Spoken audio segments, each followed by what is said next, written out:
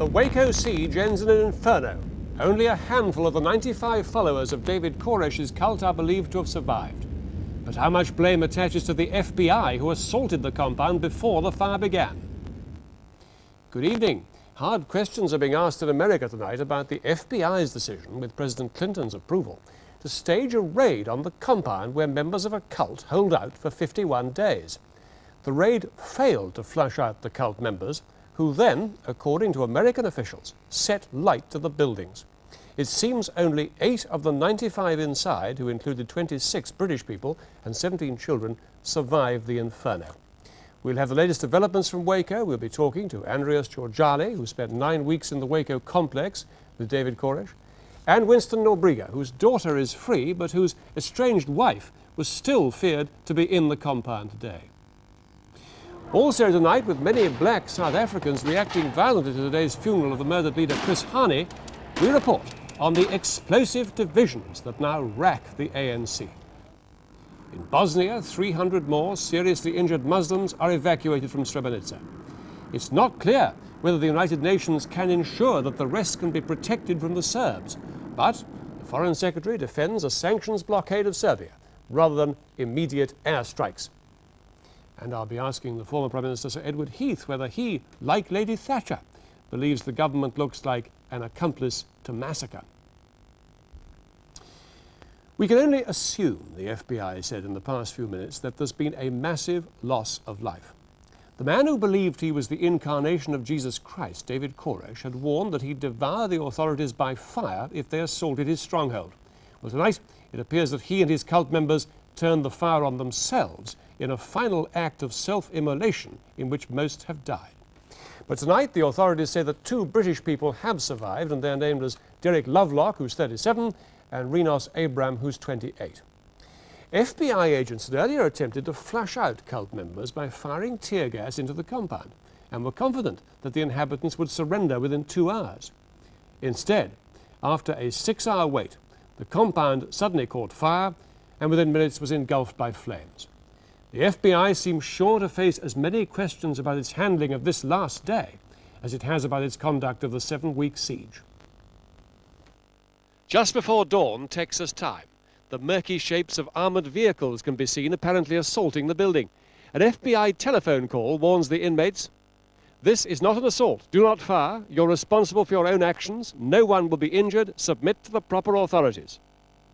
2 hours later, a tank, America's biggest, the Abrams M1, deploys a battering ram to knock down the main door to the building.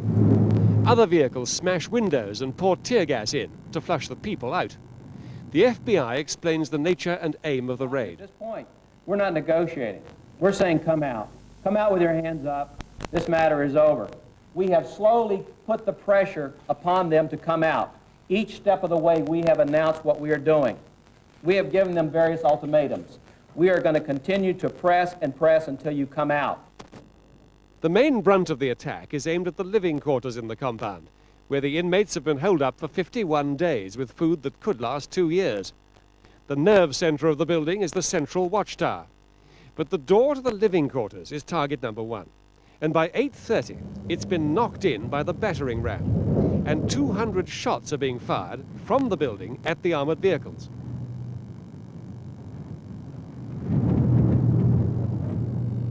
In the central watchtower, as the morning wears on and the tear gassing goes on, there are glimpses of the inmates, but they refuse the surrender demanded by the FBI.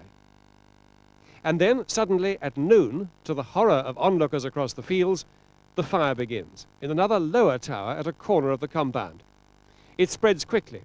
It's hard to believe it's anything other than deliberately planned. The FBI denies its tear gas grenades could have started it. 15 minutes later, a figure is seen leaping off the roof. Only a handful of the other 95 are to escape the flames, if tonight's reports are confirmed. 40 minutes after the fire started, the Justice Department in Washington announces that it understands it was the inmates who set the fire. With water cut off to the compound throughout the siege, the fire trucks, now seen scuttling about, can do little. Besides, the blaze has all but devoured the buildings by now. 3/4 of an hour later, it's all over. The fire is out and the compound gutted. just an hour and a half after the flames were first spotted. And within the last half hour, the FBI have given their explanation of what happened. We can only assume that there was a massive loss of life. It was truly an inferno of flames, as everyone observed. It would be very surprising if few, if any, of the names not read survived. Well, now, the BBC's Chris Nuttall joins me live from Waco in Texas. Chris, any chance of any more survivors? It doesn't seem so, no. As we've just heard from the FBI Special Agent Bob Ricks, it seems that there was a massive amount of deaths there. Only the people named, some 8 people, have survived. There was talk of some underground bunker, but the FBI has scotched that. They say there was something called crawl space, some space under floorboards. And from what they've seen at the scene, that there's nothing left there for people where people could be found alive. And give us a sense of how onlookers there are reacting to this terrible tragedy. Well, there's a great deal of shock. I don't know whether you saw that the FBI Special Agent, he's been briefing for the past 50 days or so, and he looked visibly shaken by how horribly wrong this had all gone. And before that, we had Waco's mayor expressing his regrets about how this had all turned out. And just now in Washington, Janet Reno, the new Attorney General, has been expressing the sorrow of the Clinton administration about what's happened. Chris, thank you very much indeed.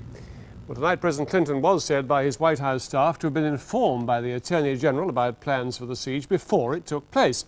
The President is responsible, they said, but it was the Attorney General and the FBI, they said, who had operational control. So how were plans for the siege handled, and what's likely to be the weight of the case against the FBI's conduct of the whole affair? Mark Urban reports. On the 28th of February, 100 officers of the Bureau of Alcohol, Tobacco and Firearms, the ATF, went to storm the Branch Davidians' compound. Security was sufficiently slack for television crews and the cult to be forewarned. The ATF tried to reach the armory because the toughest possible prospect for those wishing to end the siege by dialogue. This siege has been a particularly difficult situation because of all the types of siege. You couldn't refute that it was the truth.